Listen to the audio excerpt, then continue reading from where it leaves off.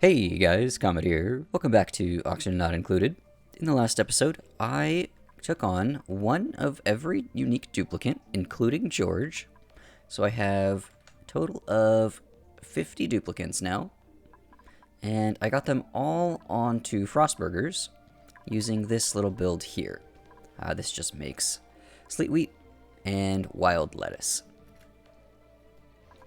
I have completely phased out all of the poke shells between episodes. I just removed the incubators so they couldn't reproduce anymore. So all of the polluted dirt is actually being processed by composts.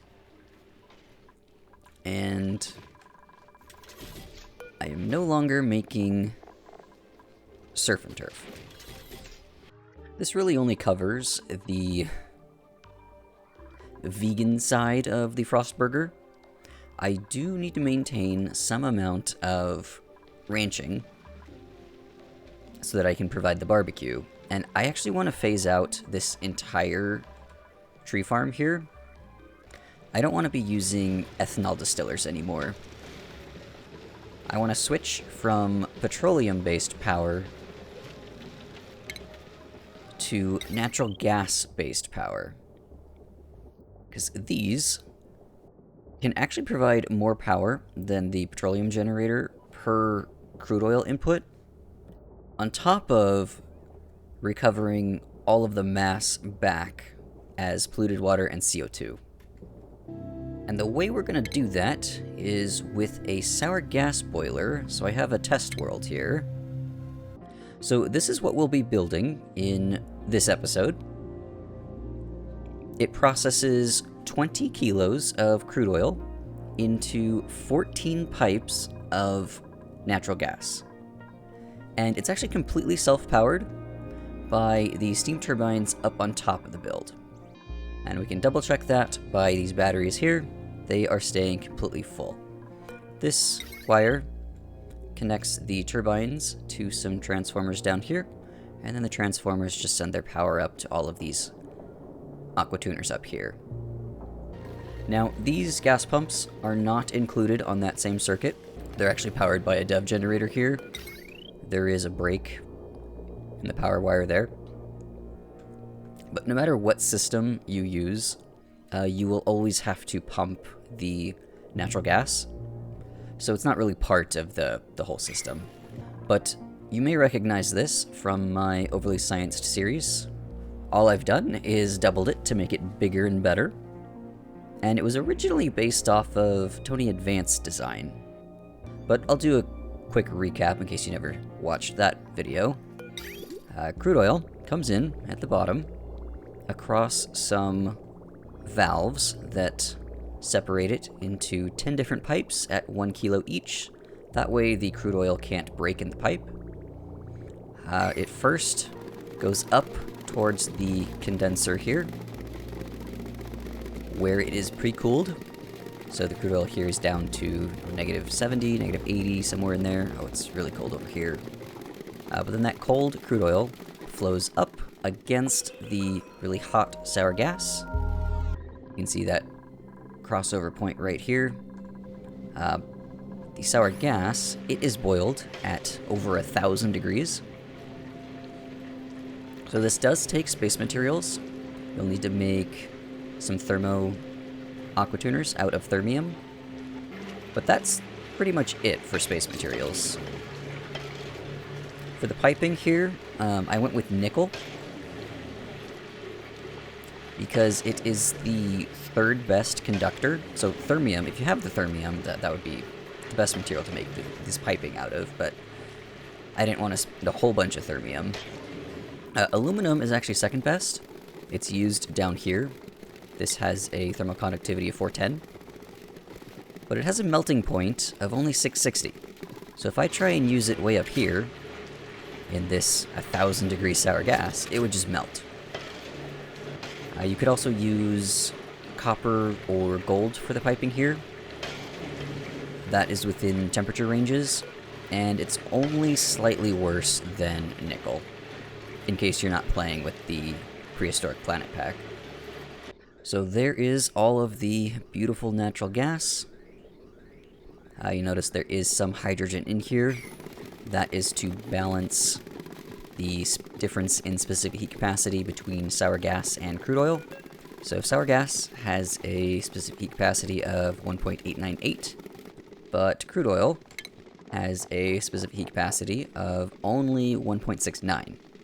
So if this counterflow was just crude oil and sour gas, the heat from the sour gas would always overpower the crude oil, and you wouldn't have a very efficient heat exchange here. It would always be directly heating up the condenser.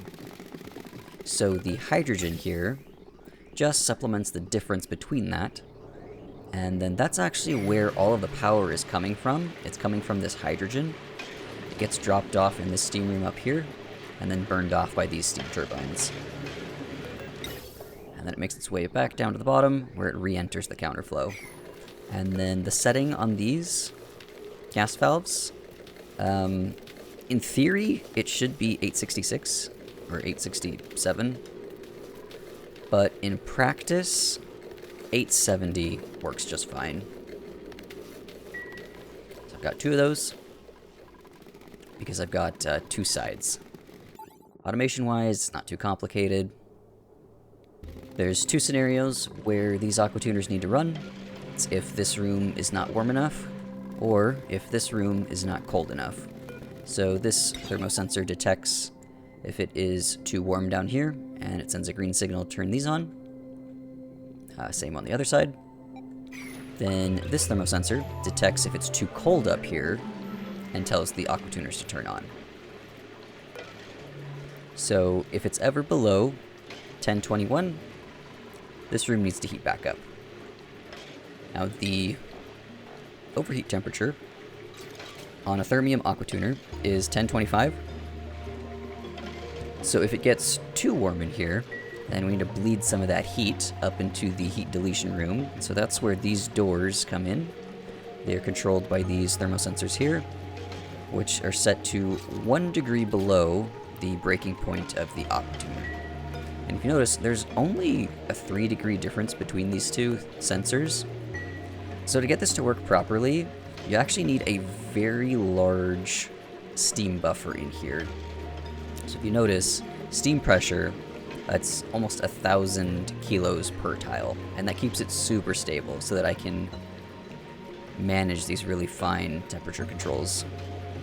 The cool thing is that these aqua tuners don't need a bypass. They're just directly hooked up,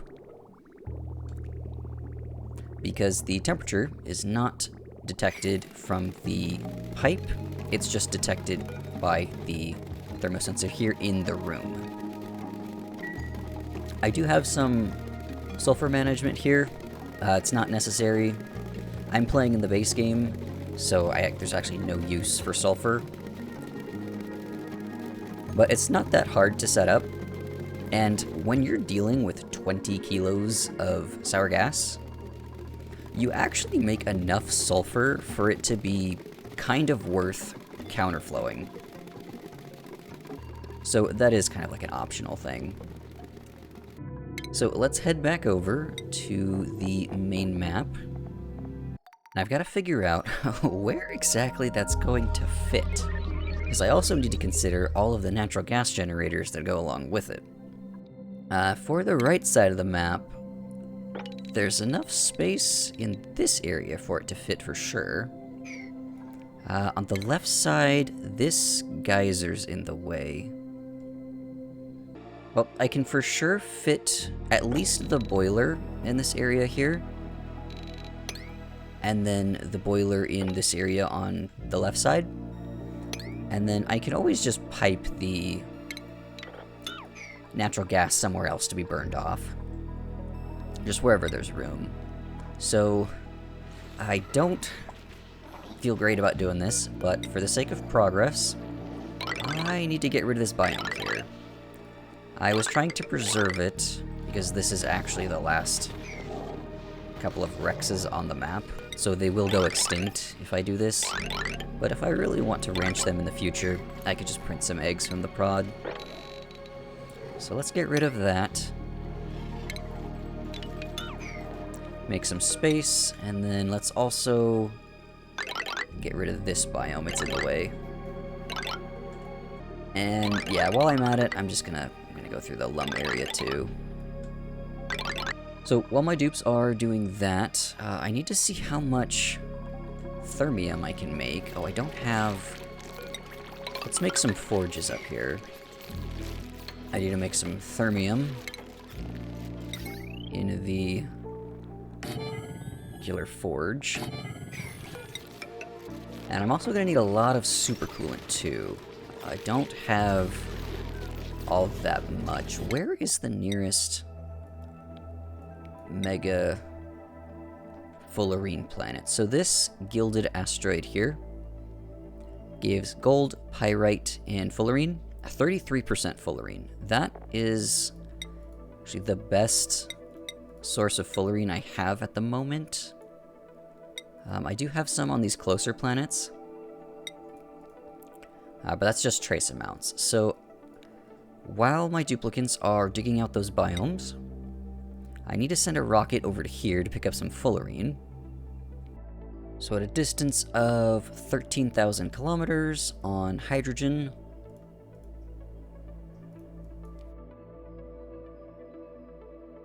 with 2 cargo bays, it looks like it is unreachable. Why? Okay, how about just 1 cargo bay? Yes, that is reachable. Can I maybe sneak on a research module as well? 1 in 1? Yeah, so 1959. That's how much fuel I need. I'm gonna have to modify these rockets a little bit here. I'm gonna swap this cargo bay over to here, and then put this research module over there. I'll set this to the 1959. So let's get Ada and Jean in here. I want to send old Neptune and old Prototype. Neptune goes here. And old Prototype there as well. Oh my god, this has been in the way the whole time. I'm sorry. Alright, well now that you can see what the hell I'm doing, I think this was covered up by the other screen. This is where I want to send the rockets. So we'll launch both of those to pick up this fullerene, do a little bit of research.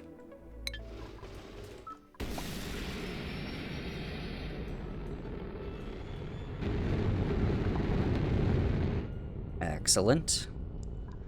So return attention back to thermium. Want that to go forever. I've got 4.5 tons of tungsten. That's going to be my limiting factor here, not the niobium. So I'm going to need 6 thermium aquatuners, which is like a little over 7 tons of thermium. So I definitely don't have enough tungsten at the moment. Can I make some more here? Yes, I can. How much wolframite do I have? 4 tons? Okay, I think that'll get me over.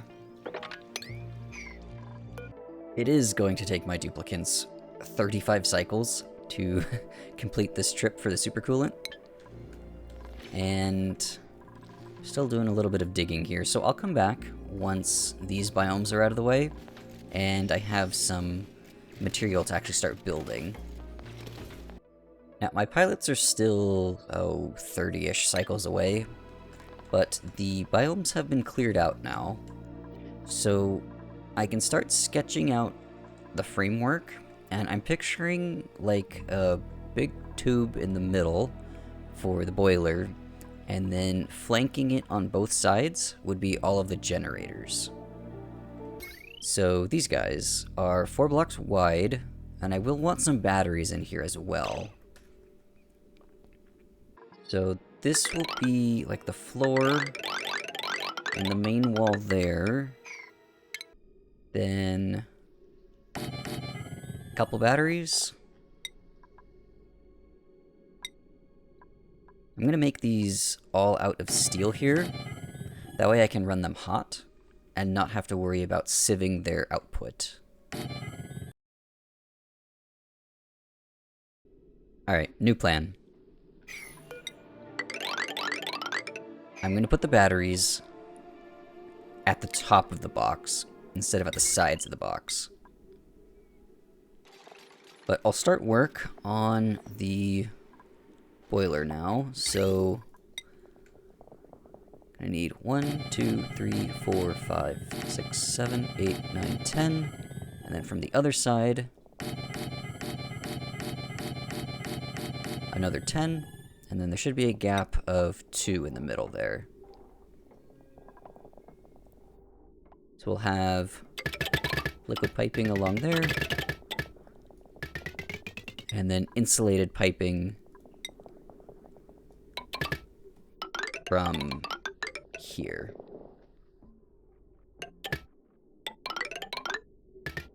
Then it's going to be aluminum going up. Gonna need some steam turbines up at the top here. 4 on each side. It'll be a layer of copper metal here for just heat transfer. We're gonna want some shift plates in there. And then granite drywall, just to make it look nice. Then here, gonna need a bunch of doors. Where these ladders are. And then it's another layer of copper. Then another layer of copper. And then finally the airflow tiles here. Yeah, I think that'll work. And then somewhere in the middle here needs to be the condenser. So right at about maybe this level.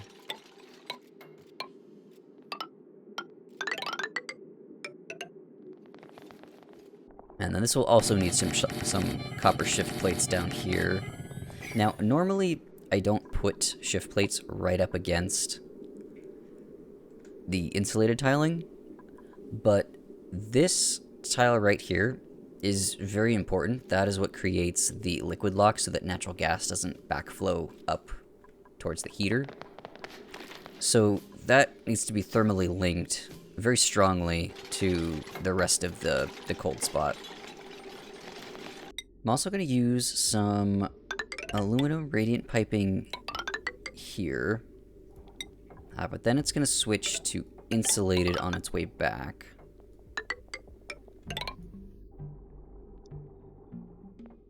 Same on its way down. That needs to all be insulated.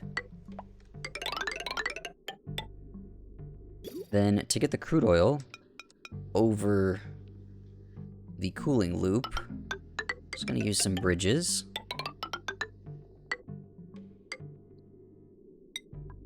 And then it's going to be insulated all along here before switching back to radiant. Then insulated up to right here.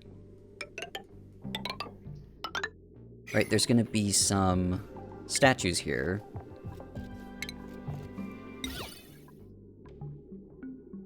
That are going to stick up 3 tiles.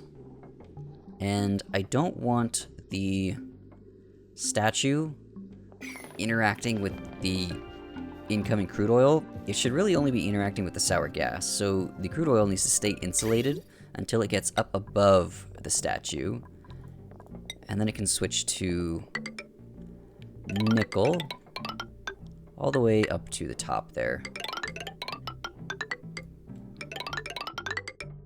So my pilots are almost back now, 98% of the way there.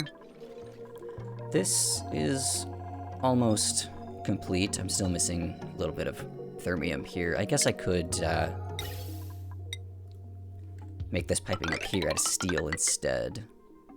Gas pipes don't have that many options for material.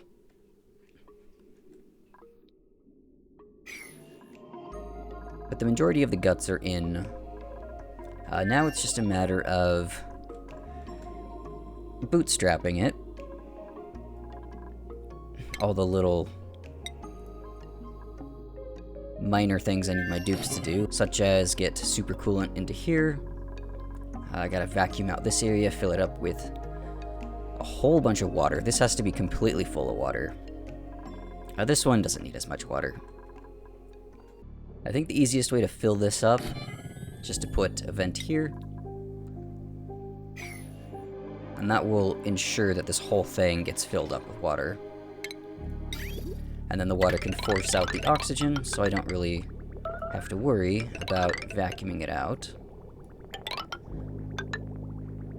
I've also got to get some hydrogen into here somehow, and I think I can just steal some from this pipe. Just run that down this way.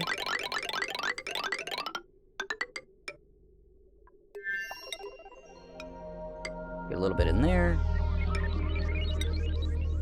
A little bit over to that side. So these two loops are full of supercoolant now. I can use the excess supercoolant here to fill up this tank.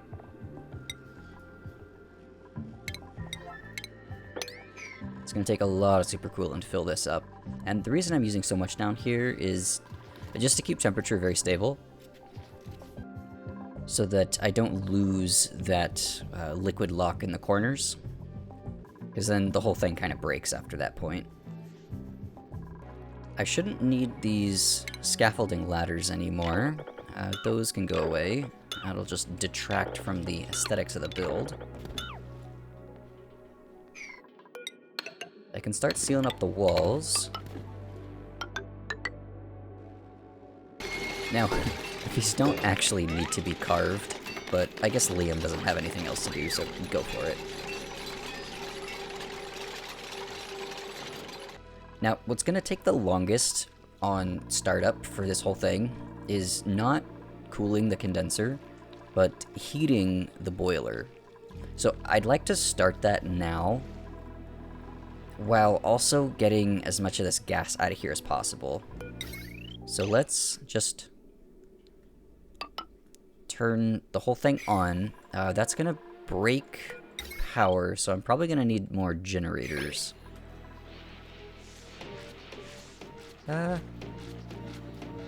No, it's holding.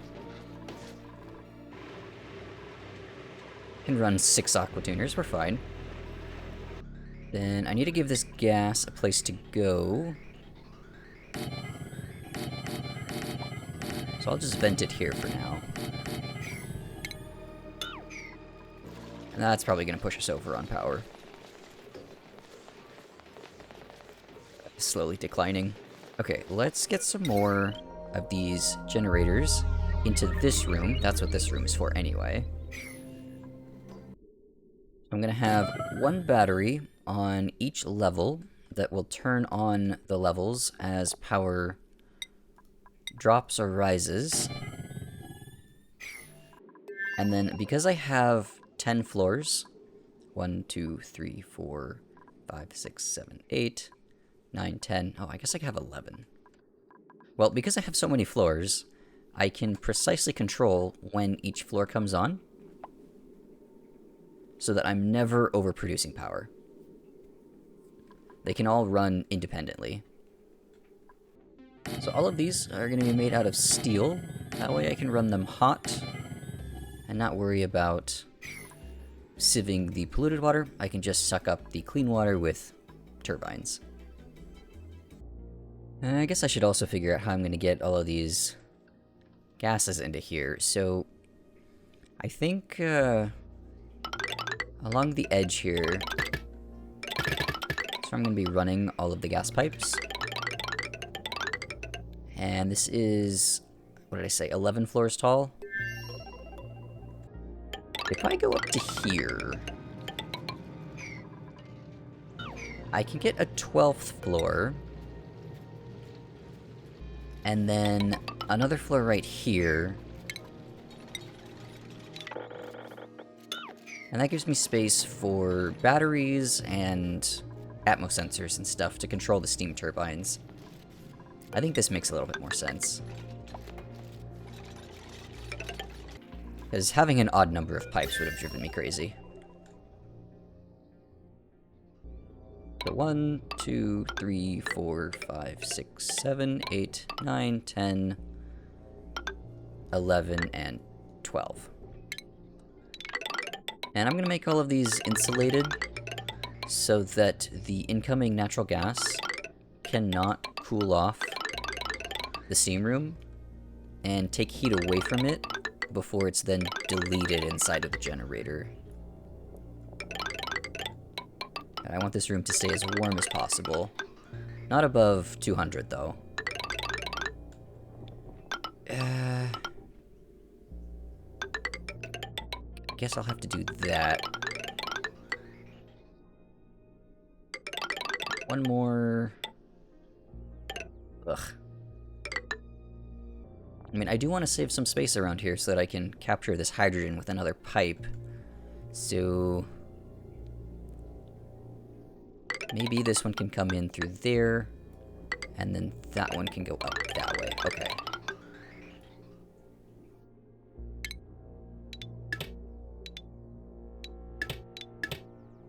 That still gives me the option of using this hydrogen vent.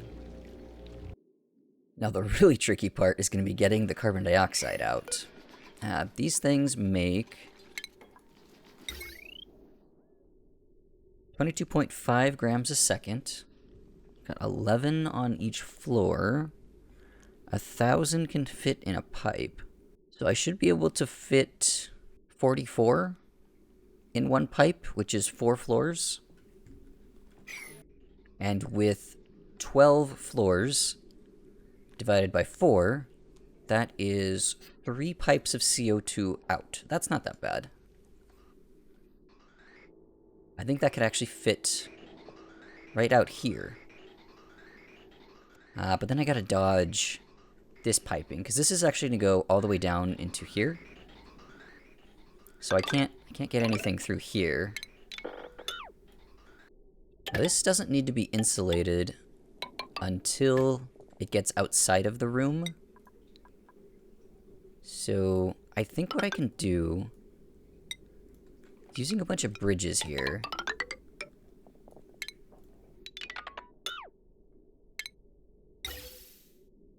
I can get the CO2 out. That'll be 1. I have space for a second one, and I have space for a third one. Then the way I'm going to have to do the gas pumps here, this thing is kind of in the way, but I can do 1 set there, 1 set there.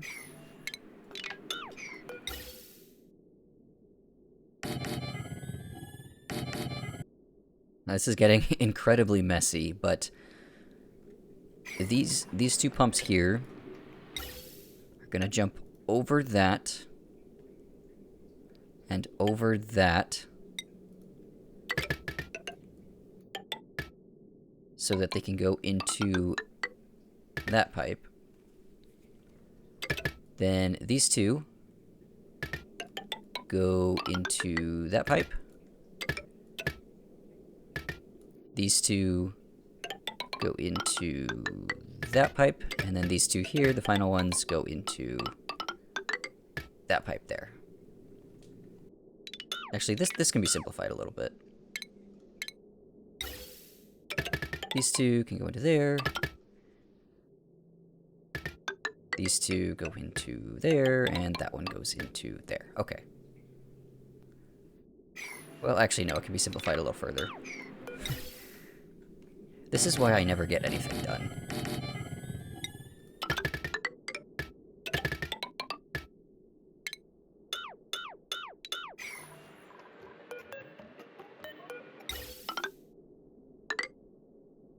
Okay, that'll work. I've got enough of these generators in place now. I'm just dumping off the CO2 over here. I can't be bothered to actually process it yet. I just want to get this up and running. So let's turn these pumps back on. Get all this started up again. The way I want these batteries to work, I want each layer to turn on incrementally. So the high threshold for all of them is going to be 95. Then this row will turn on if it's ever below 90. This row will turn on if it's ever below 85. And so on. That way I get a gradual progression of more power as I need it. And now that I have these in place, I can actually get rid of all of this over here. I don't need any of this anymore.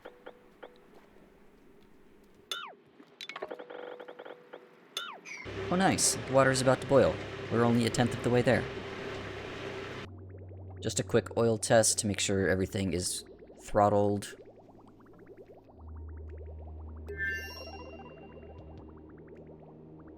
Yeah, I don't see anything bigger than 1 kilogram packets. That's perfect. I'm actually going to make a little bit of a liquid lock right here. I need to get this oxygen out of here. It's okay for sour gas to be in here, that's kind of the point. I just need this oxygen to be gone. If I lose all gas pressure, then these will overheat before I can turn the thing on, because this just takes so long to heat up. So you have to kind of put it together in stages. Wait. That's already a lock. What am I doing? I'm just gonna get some gas pumps along this wall here.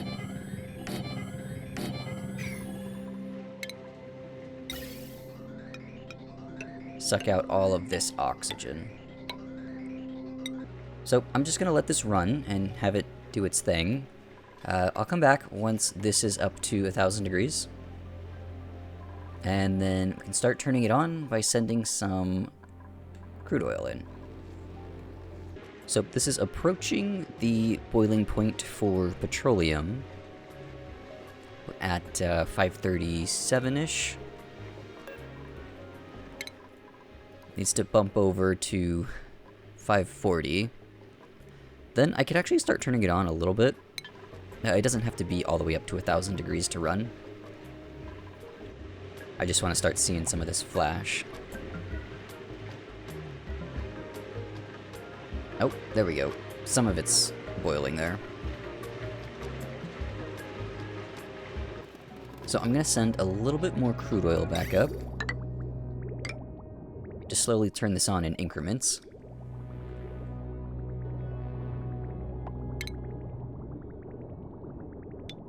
And that's probably enough. I'll send another little batch. A little bit more this time, though. See, the condenser is working pretty well. I need to clear out all of this sour gas here, so let's connect these back up.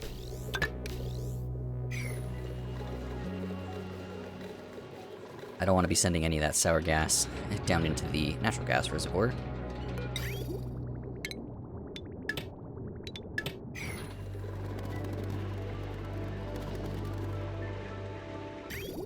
I think I'm good to just turn this on fully now. If this backs up with petroleum up here, then I know I need to pause it again.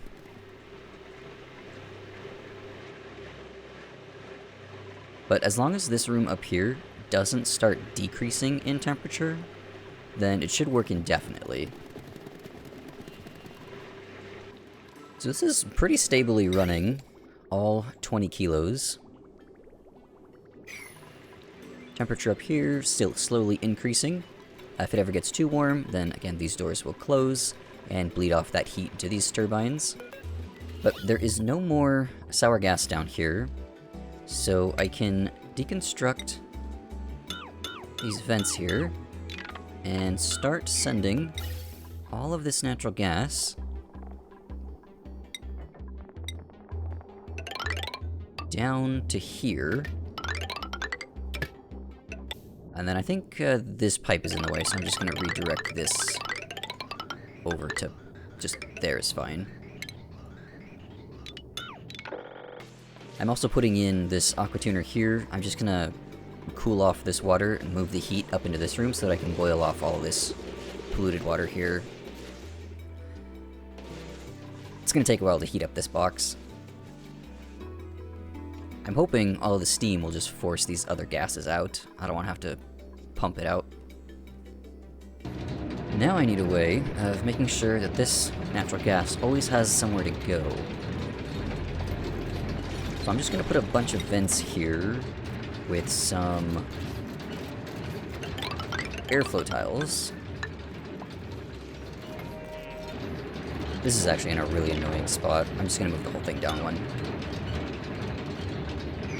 To this floor down here. Then this will overpressurize this area, so I have to drag the crude oil over to drop off there. Alright, now I want to turn my attention to the part that actually consumes all the natural gas, now that I'm making the natural gas and storing it. I want to finish off at least this half. Get all these gross gases out of here so that it's just steam. Slap some steam turbines up on top, and then run that clean water back down to the oil wells here to keep the whole loop going. Now these steam turbines here, these need to be controlled with some automation. If pressure ever gets a little too high in here, need them to turn on to expel some of the steam. These will also need a cooling loop, so I'll just throw some of that heat back into the room here where they can just turn it into power. So if these are ever above, oh, let's say 10 kilos of pressure, go ahead and start extracting some steam. Now I need to figure out how to cleanly get the power out of this room without leaving a little gap or anything like that, and I think the best thing to do is actually to use this gap in here. If I vacuum this out, I can just stick a joint plate right there. All of these on this side can power this rightmost spine, and then this one over here, I can do the same thing and have this one go over to power this spine. And then between episodes, definitely not going to get it done in this episode, I'm going to take the whole thing and double it over on this side. So I'll have 4 independent power grids from 2 20-kilo sour gas boilers. Does any one base need all of that? Absolutely not. But I have the oil for it, so I'm going to do it anyway. I think what might be the hardest thing to figure out is what to do with all of the water I'm getting. Because this will way overproduce on water for what I'm actually consuming to make the oil to begin with. I could just electrolyze it for power, then I gotta figure out what to do with the oxygen. The oxygen I could feed to dupes, but I don't really want to take on any more dupes. I could actually use the long hair Slickster. They consume oxygen. I don't think I've ever seen anyone ranch these. One step at a time, though. Let's get that in place. Run this all the way over to the rightmost grid there. Gotta carve out a little bit of space right here so that I can fit in a gas pump and vacuum out this column here. And then once I have everything built in here, dupes shouldn't have to get in and out, so I can just completely seal up the entrance here. So I think I'll make a visco gel lock right here. I can't make the lock right here because I have to put blocks in, and when I put the blocks in, I'm gonna break the lock and then gas might come back in. So I have to put the lock a little further away from where I want to be blocking that up. Alright, gel lock in place. Let's get a pump and just send that out. Oh, right here is fine.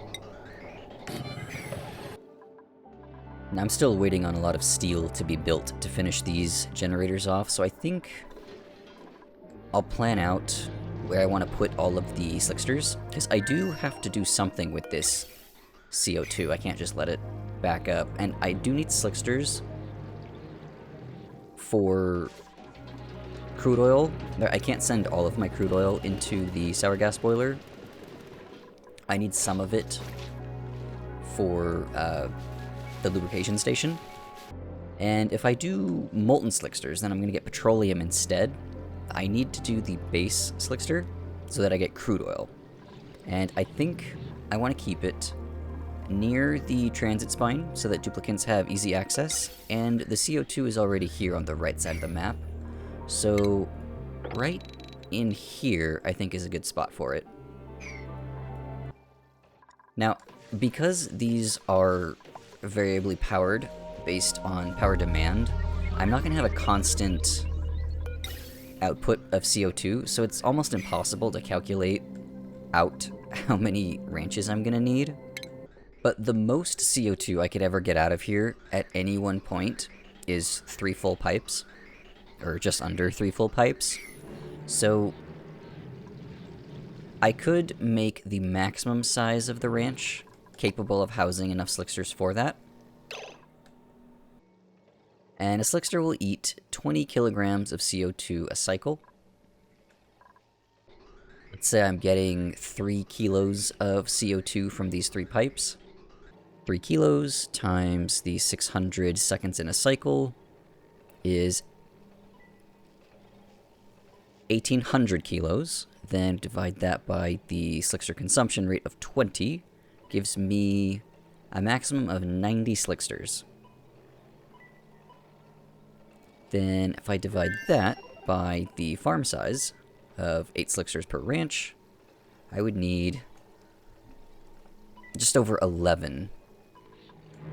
So the bottom layer will be for crude oil accumulation, then 1, 2, 3, 4, 5. Then I run into that biome. Well, I could start with just 5 for now, and then if I notice CO2 pressure getting too high, I can add more layers on top. Now, I don't think I'm going to do it like I did the Dreco Ranch, where I had a whole bunch of transit access.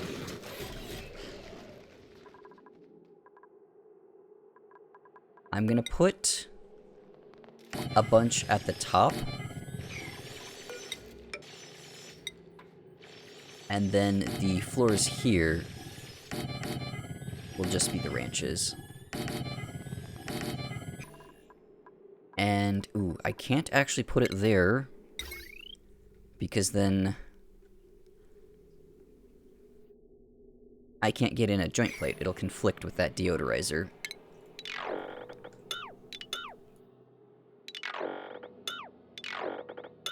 So instead, we'll just come out 1 block. We'll put it here. So the width, I want 96 tiles. I will need 1 extra, so there's 100. The grooming station. A drop-off. And then a little thing like that. So this 3 plus that 1 there brings this room down to 96 total. So I'll extend these pipes up to... Well, I would actually want a little area here where I could infinitely pressurize this room. Because then, worst case scenario, I could always just run it through some carbon skimmers. And I can use the output of the steam turbine, since this is clean water, combine it with the CO2, and then get polluted water back. The problem is that I do need to turn this CO2 into crude oil, though. Otherwise, I don't actually have enough oil wells. I've only got 11. I would need a 12th one for the doubling of this sour gas boiler. Not to mention the crude oil needed for the bionic duplicants. Now, there will always be a very thin layer of crude oil on the bottom here. So I think that'll work as the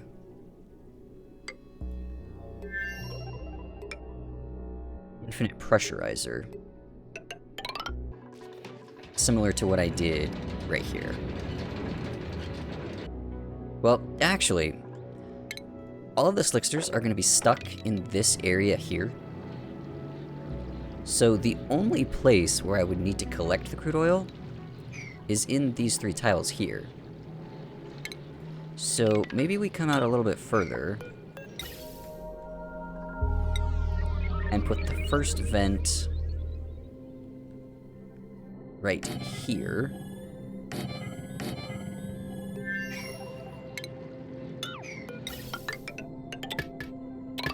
And I'll have a separate little pool of crude oil specifically for the overpressurization. Alright, so let's get rid of this vent here. I want to redirect all that CO2 into this room, push out all of the oxygen. Alright, so now I'm not just dumping the CO2 out into the general base, I'm actually putting it somewhere. How is this looking over here? It's almost up to 1,000 degrees. And still haven't quite pulled a vacuum in this little space here. Yeah, I think the last thing I'll do in this episode, it's dragged on long enough, is to finish off this ranch here. I'm not going to move the Slicksters over, I can do that between episodes.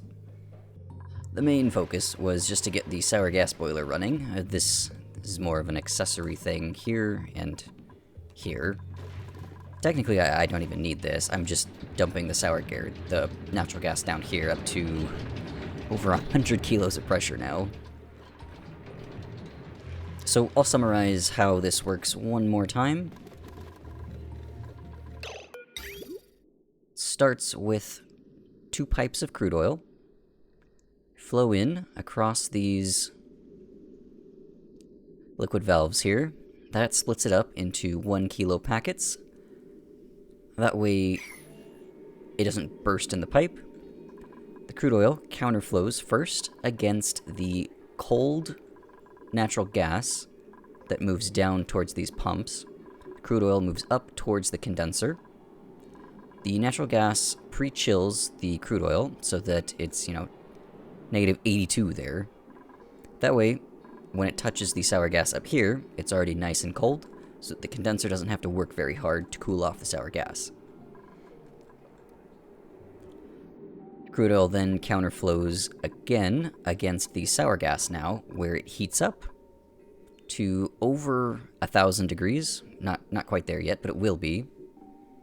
And the reason I'm flashing it at 1,000 degrees instead of just the minimum of 540 is because of the 12% difference in specific heat capacity between sour gas and crude oil.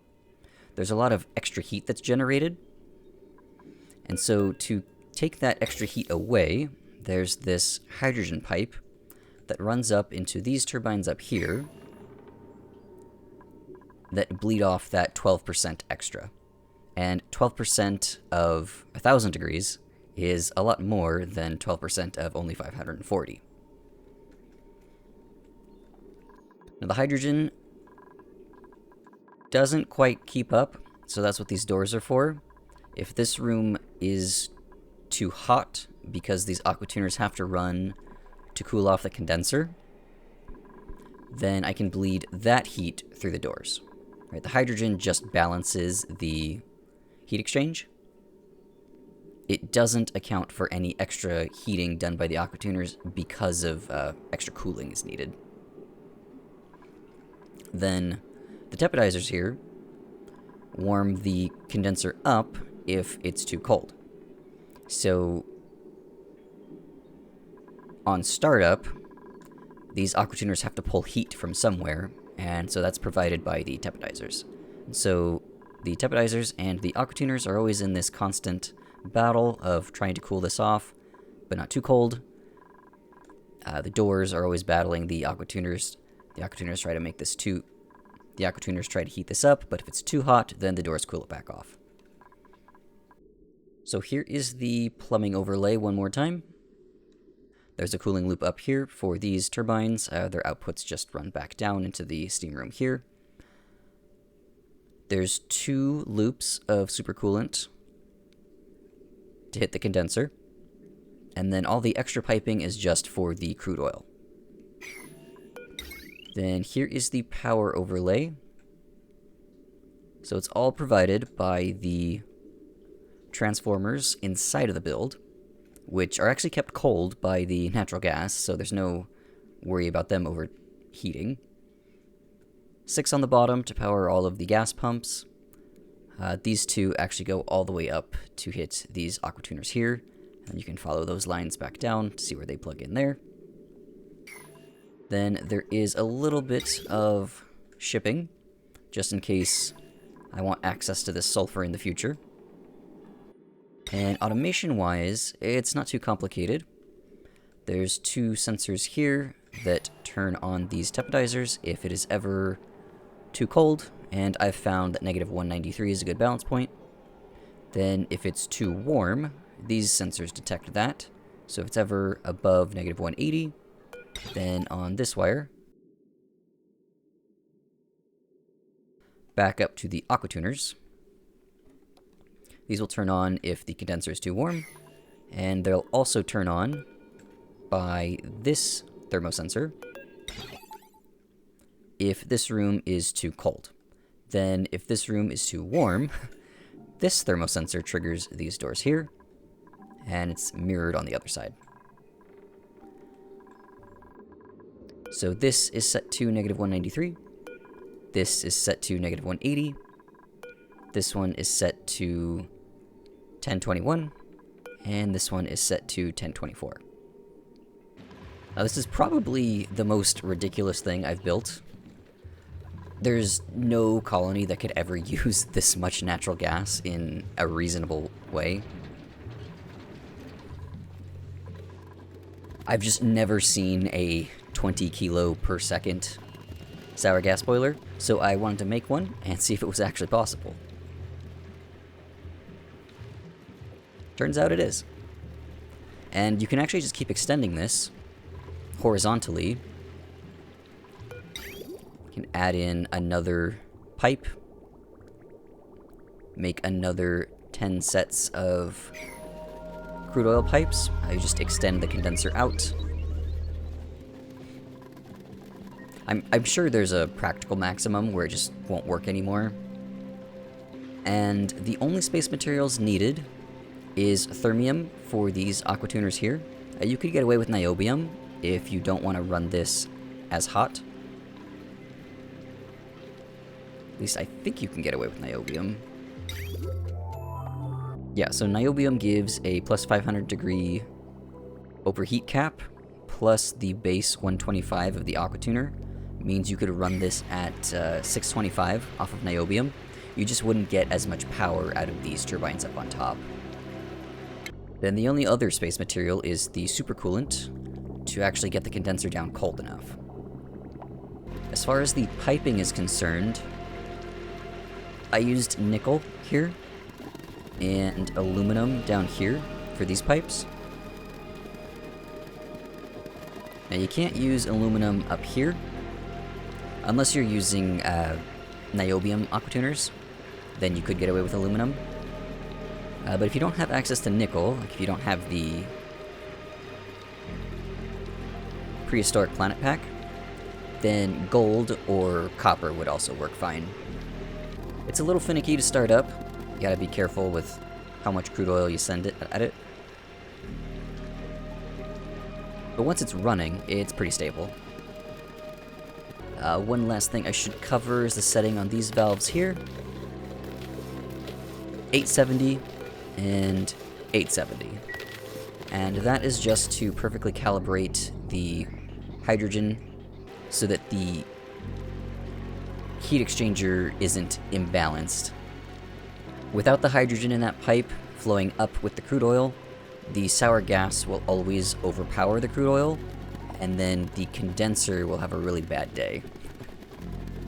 And all of that is fed into 14 pipes that I'm just sequestering down here in the giant natural gas buffer tank. It's good to have some kind of a buffer between the boiler and the consumers. Otherwise, a bunch of natural gas would pile up in here. Now, it can't actually flow backwards because of this liquid lock. But then it starts messing with the temperature of the crude oil. And you don't get proper counterflow. And then total power of this system, actually did the math on that, it is 11 per row, and I have 12 rows. That makes over 100,000 kilowatts, which is more than 2 of these wires. So just this box alone needs 2 separate wires. And then I plan on having another box over here, and then doubling that entire thing over on the left side of the map. So if you're ever low on power, just make a 20 kilo per second sour gas boiler, and all of your power problems will be solved. But that's pretty much everything I wanted to cover in this episode. I will finish this off between episodes and get the Slicksters moved over to here. And it's going to take me a long time to get in the second one. Well, I hope you learned something. Thanks for watching, and I'll see you in the next episode.